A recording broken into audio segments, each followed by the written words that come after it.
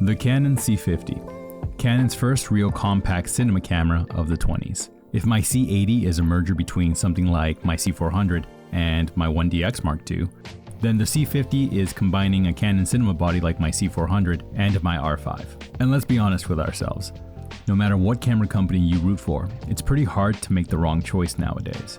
While every camera will have shortcomings, I'm consistently blown away by how much these pieces of kit can do. Today will be a simple video, talking about how I set up the custom buttons on this camera.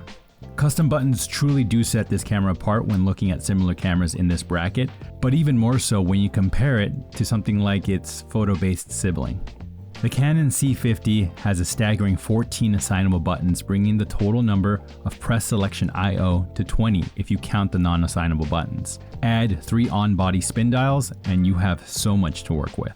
This flexibility alone is something to appreciate, and appreciate I do. So let's get into how I set up my camera. Much like my custom buttons video for the C80 and the C400, my approach to assigning buttons is based on primarily using autofocus RF lenses.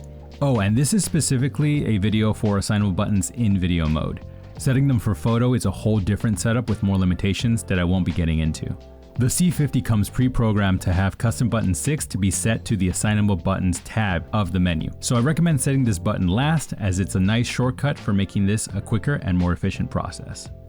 To start, here's a quick look at my assignable button menus. Number 1 is set to AF lock while pressed. I love using this when I'm tracking a subject and I want to hold focus while either moving the camera or when I'm in a busy environment, and I think the camera might dig around while focusing. Number 2, I left this magnification for the time being. I found myself using the C50 as my 2-shot camera on interviews, and I will occasionally check my focus by using this feature.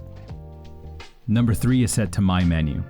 This year I started to play with having on-camera monitors a bit more, as I'm quite used to just using the stock monitors on most cameras. So, losing some of the touch features when using an external monitor, I have really been taking advantage of my custom menu items. Using this button to quickly access certain things I'd like to adjust on the fly keeps me moving quickly.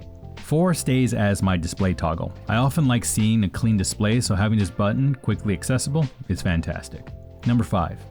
Much like my C400 and my C80, this button is set to tracking. Check out that video for a deeper look, but in short, tracking is amazing. It offers a touch to focus-like control at the push of a few buttons. Number 6 is set to AF area modes for quick communication with my camera on where I'd like the camera to be focusing. Number 7 is set to slow and fast motion. I like to switch to 60p in a moment's notice. Even when shooting an open gate, I like the ability to switch to 30p. Having this quickly accessible is fantastic when seeing a moment that would benefit from slower motion. Number 8, I have this set to digital IS. I used to have my other cameras with this as an assignable button, but I didn't use it much. But the C50 is very light, and sometimes I'm not the steadiest when using non-IS lenses. This feature gets quite a bit of use when I'm shooting in the field, and getting rid of micro jitters is more important than the crop. Number 9, this is set to subject to detect. I usually have this off unless I'm shooting interviews, but having a quick toggle comes in handy in my event work also. 10 is set to waveform for all. That just means it'll show the waveform on every screen connected to your camera. 11. This button is the same on all my cameras.